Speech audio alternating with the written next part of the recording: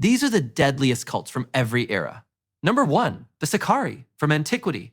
Imagine you are living in the 1st century. Roman legions are occupying your homeland, and a group of guys in cloaks suddenly invents the world's very first covert hit squad. That was the Sicarii. Their name comes straight from the Latin word sica, which means a tiny curved dagger small enough to tuck up your sleeve. Translation: these guys were the original dagger-wielding zealots. Led by a man named Eleazar ben Yair, the Sicarii were a radical apocalyptic splinter group who took Jewish law, cranked the dial up to 11, and decided that paying taxes to Rome wasn't just annoying, it was a mortal sin worthy of a death sentence. So, their recruitment strategy was simple: complete religious purity through aggressive street assassinations. During massive crowded religious holidays in Jerusalem, Sicarii members would casually bump into high-ranking Jewish officials who collaborated with Rome, slide a blade between their ribs in broad daylight, scream in mock terror alongside the crowd to blend in, and melt away into the shadows. Naturally, this made them incredibly unpopular with both the Romans and their fellow citizens. So after an all-out Jewish rebellion erupted and Jerusalem fell, the Sicarii retreated to Masada. If you have never heard of Masada, picture a giant flat-topped mountain of sheer rock sitting in the middle of a brutal desert overlooking the Dead Sea. It was basically an ancient natural supervillain lair. The Roman 10th Legion marched out, set up camp at the base, and spent months painstakingly building a colossal dirt ramp up the side of the cliff so they could roll a siege tower right to the front door. When the Sicarii realized the walls were going to breach the very next morning, Eleazar gathered his 960 followers and laid out a grim dilemma: surrender and become Roman slaves, or commit to the ultimate exit strategy. Because taking your own life was a strict religious taboo, they came up with a horrifying loophole. Every father took his own family and executed them. Then, the remaining men drew lots to pick 10 executioners to slaughter the rest. Finally, one last man killed the other 9, set the fortress palace on fire, and fell on his own blade. When the Romans finally breached the walls in the morning, ready for an epic battle, they were met with total chilling silence and 960 bodies. Now, to be completely transparent with you, our only historical record for this exact speech comes from a Roman-aligned historian named Flavius Josephus. But whether the final numbers were slightly dramatized or not, Masada set the dark blueprint for history's isolated siege cults. And while the Sicarii chose to hide out on a desert rock, fast forward 1400 years to the Protestant Reformation, and you will meet a 25-year-old tailor who decided he didn't need a mountain fortress. He could just take an entire German city hostage, declare himself king of the world, and put 16 wives on his personal tab. Number 2. The Munster Anabaptists, from the Reformation era. The year is 1534. Martin Luther had recently started the Protestant Reformation, which basically meant everyone in Europe was suddenly arguing over religion. And in the walled German city of Munster, things went completely off the rails. Enter Jan van Leyden. Jan was 25 years old, had failed as a tailor, failed as a merchant, worked part-time as an amateur actor, and possessed the exact brand of unhinged charisma that should never be allowed near a microphone. Jan was an Anabaptist, a sect that believed adult baptism was the only valid kind. But Jan didn't stop at theology. He convinced thousands of followers that Munster was literally the New Jerusalem from the Book of Revelation, and that the rest of the world was about to be obliterated by holy fire. Once Jan and his radicals seized political power in the city, they went full authoritarian dictator. First, they expelled everyone who refused rebaptism. Next, they abolished private property, outlawed physical money, and burned every single book in the city except the Bible. Then Jan crowned himself the King of Righteousness, had royal velvet robes custom tailored, and minted gold coins with his own face on them, while ordinary citizens were rationing crusts of bread. Because there were significantly more women than men trapped in the city, Jan instituted mandatory polygamy. If you were an unmarried woman, you legally had to marry someone, and Jan generously set an example by marrying 16 women himself. When one of his wives, Elizabeth Wandsharer, had the audacity to suggest that maybe King Jan shouldn't be gorging himself on lavish feasts while children were starving in the streets, Jan dragged her straight to the marketplace, personally chopped off her head in front of the town, and forced his remaining wives and followers to dance in a circle around her corpse. Eventually, a combined army of furious Catholic and Protestant forces surrounded the city and placed it under a brutal year-long siege. When the walls finally fell in June 1535, the resulting street combat, executions, and famine wiped out hundreds of defenders and starving civilians. Jan and his top lieutenants were captured, publicly tortured with glowing red-hot iron tongs, and executed. Their bodies were stuffed into 3 large iron cages and hoisted to the top of the steeple of St. Lambert's Church as a warning to anyone else thinking of starting a doomsday commune. And here's the part that blows my mind. Those 3 iron cages were never taken down. They are still hanging from that church tower in Germany right now. In fact, in 1987, the city literally installed little yellow mood lights inside the cages. Jan ruined an entire city over his delusions of grandeur, but a few hundred casualties is pocket change compared to what happened in the 19th century when an ordinary village tutor bombed a standardized test 4 times in a row, suffered a nervous breakdown, and accidentally triggered the deadliest movement in human history. Number 3, the God-worshipping society, from the 19th century. If you ask the average person to name the deadliest cult in history, they will usually guess an event that killed a few dozen or maybe 1,000 people. They have usually never heard of Hong Xiuquan.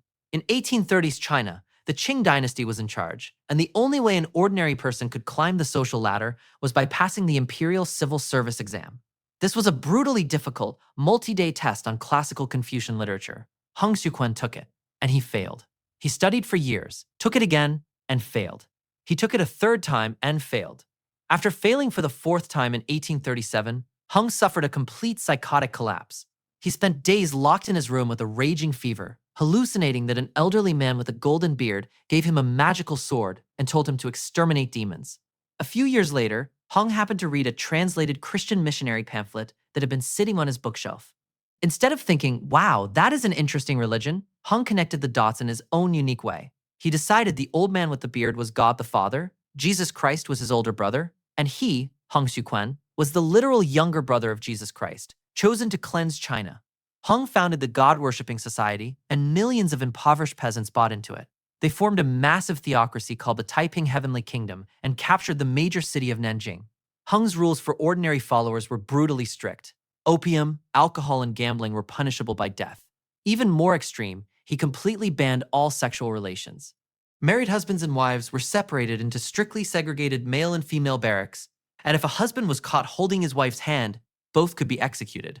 Meanwhile, Hong lived in an opulent palace with a massive personal harem of consorts, because apparently the rules for Jesus' little brother were totally different. The internal leadership was like an absurd corporate sitcom with deadly weapons. Hong's top general, Yang Shuqing, figured out that he could fake falling into holy trances where God the Father supposedly spoke through his mouth. Yang would channel God to summon Hong into the room, yell at him for treating his staff poorly, and order Jesus' brother to be publicly beaten with a wooden stick. And Hong had to just take it, because how are you going to argue with your own dad? This bizarre dynamic escalated into a total 14-year civil war against the imperial dynasty. By the time the rebellion was crushed in 1864 through brutal scorched earth warfare, manufactured famines, and endless sieges, between 20 and 30 million people were dead. That is more than the total casualties of World War I, all sparked by one guy who couldn't accept that he was bad at taking a test. Hong mobilized millions with swords and pamphlets. But as we step into the late 20th century, cult leaders realized they didn't need an army to cause mass destruction. Just an isolated jungle, a non-stop loudspeaker, and a table full of discount powdered drinks. Number 4, the People's Temple, from the Cold War era.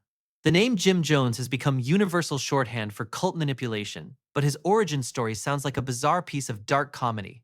In the 1950s, Jones was an eccentric Indiana preacher who financed his early church by literally selling imported monkeys door to door. Eventually, Jones moved his congregation, the People's Temple, out to California. On the surface, the church looked like a progressive civil rights paradise, fully integrated, running free medical clinics, and providing drug rehabilitation programs. San Francisco politicians lined up to take photos with him. But behind the curtain, Jones was operating on total deceit. To convince people he had divine healing powers, Jones had his inner circle aids buy rotten chicken gizzards from the local butcher. During services, Jones would reach down a volunteer's throat, pretend to pull out a disgusting clump of meat, and loudly proclaim he had just extracted a cancerous tumor. When investigative journalists began exposing the physical abuse, financial fraud, and fake healings in 1977, Jones grew intensely paranoid. He relocated over 900 followers deep into the isolated jungle of Guyana, South America, establishing the Jonestown Agricultural Compound. Life in Jonestown was a waking nightmare. Members worked 16 hours a day in suffocating heat on starvation diets, while Jones's slurred voice blared over compound loudspeakers 24 hours a day. To keep everyone conditioned, Jones instituted regular emergency drills called White Nights. The sirens would blare in the middle of the night, armed guards would surround the pavilion, and followers were handed cups of red fruit punch and told it was poison. After people cried and drank it, Jones would wait 20 minutes, laugh, and tell them it was just a loyalty drill to weed out the cowards. In November 1978, a United States congressman named Leo Ryan flew down to Jonestown to investigate allegations of people being held against their will. When Ryan tried to leave with several defectors, Temple loyalists ambushed the delegation on the jungle airstrip, assassinating the congressman and 4 others. Knowing the authorities were coming, Jones called the final white night, and this time, it was not a drill. 918 people died that day, including over 300 children, after being forced, coerced, or injected with potassium cyanide mixed with tranquilizers. And here is a fact check that entered our everyday vocabulary. Everyone knows the famous phrase, drinking the Kool-Aid. But they didn't use Kool-Aid. Photos and crate receipts prove Jones was too cheap to buy the name brand. They actually drank grape flavor aid. Jonestown became the defining American cult tragedy. But as the clock ticked down to the year 2000, an apocalyptic movement in East Africa matched Jonestown's terrifying body count, and almost nobody in the Western world paid any attention. Number 5. The movement for the restoration of the 10 Commandments of God from the turn of the millennium. In the late 1980s in Uganda, a former banana beer brewer named Credonia Morinde joined forces with a politician named Joseph Kibwetere. They claimed the Virgin Mary had personally appeared to them with an urgent message. Humanity was breaking the 10 Commandments constantly, and God was going to obliterate the planet on December 31st, 1999. To survive the apocalypse, followers had to sell all their land, surrender every shilling to the leaders, and enter strict communal camps.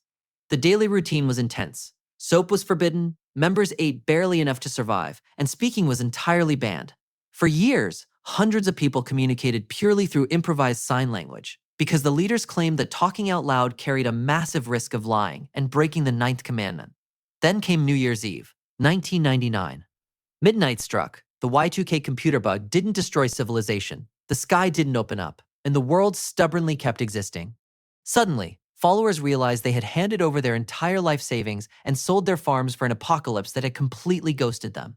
People began openly demanding their money and properties back. Faced with an imminent financial collapse and angry followers, the leaders pulled off a calculated, deadly pivot.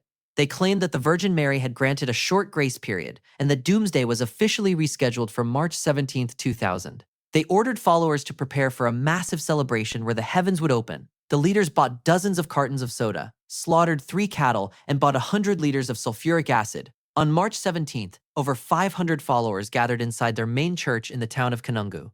Once everyone was inside singing, the leaders nailed the windows and doors shut from the outside, poured accelerants, and set the entire structure on fire. When police began investigating the aftermath, they uncovered something far darker than a spontaneous church fire.